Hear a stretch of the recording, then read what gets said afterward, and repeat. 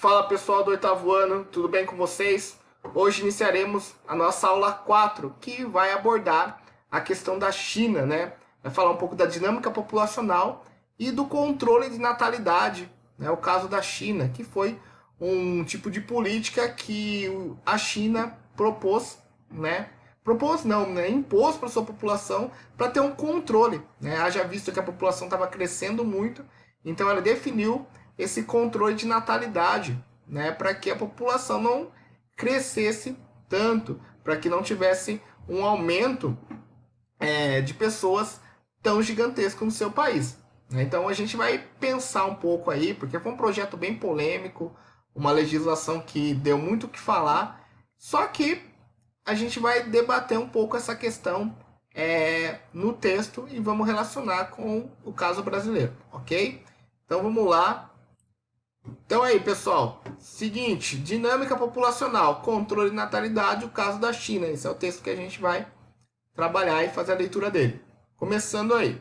Para tentar conter o crescimento rápido de suas populações, China e Índia se destacaram por implantar programas de controle de natalidade, com objetivos semelhantes, porém com resultados diferentes. Então, aí está falando do caso da China e da Índia, que justamente são os países mais populosos do mundo hoje, né? A China com 1,3 bilhões de habitantes e a Índia com 1,1 bilhão de habitantes. Então são populações gigantescas, né? Para vocês terem uma ideia, o Brasil tem em média 200 a 210 milhões, né? Isso vai ser confirmado no censo desse ano.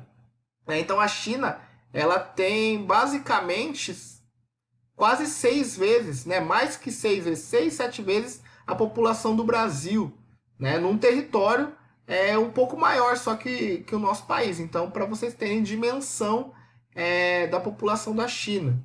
Então, vamos lá. Na China, o governo instituiu na década de 1970, lá no século XX, um programa de controle de natalidade que se tornaria conhecido como Política do Filho Único.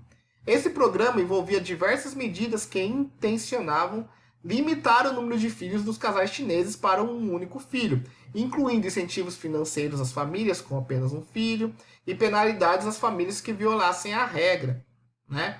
Então, resumindo a lei, você só poderia ter, você se casaria e você poderia ter um filho apenas, né? Você era proibido de ter outros filhos senão você sofreria penalidades do Estado chinês. Então, isso é uma questão bem importante para a gente pensar.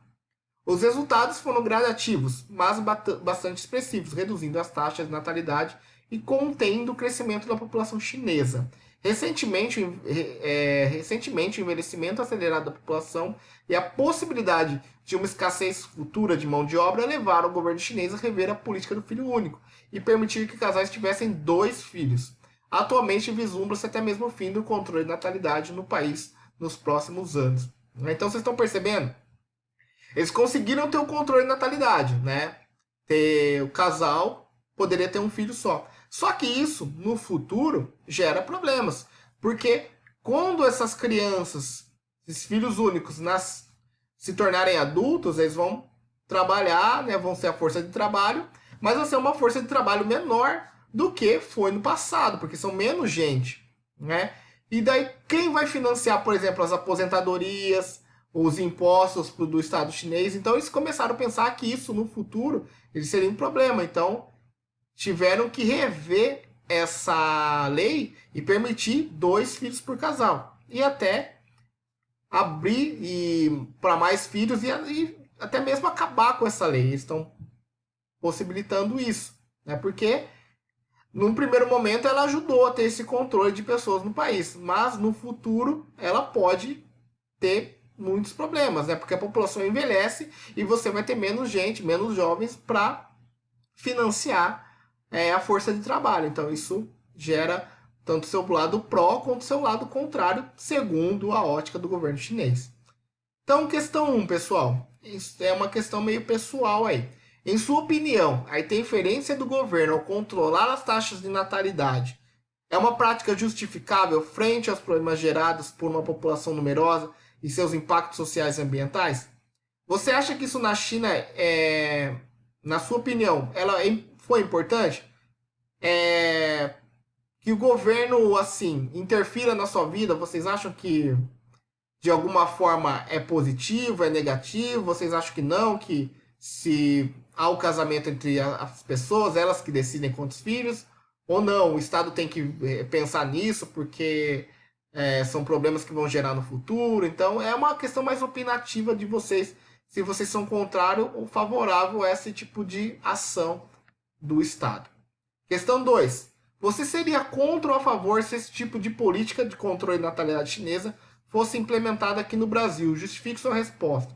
Então, essa lei aqui no Brasil, essa lei chinesa, se fosse implantada aqui no Brasil, vocês seriam favoráveis ou contrários? Vocês vão ter que falar aí e colocar a opinião de vocês. Se sim ou se não, colocarem a opinião na questão 2. Então, vocês estão entendendo a diferença da 1 e da 2? Da 1 é para vocês falarem do impacto na China, se isso foi importante ou não. E na 2 é para colocar a opinião de vocês, se isso fosse implantado aqui no Brasil, ok?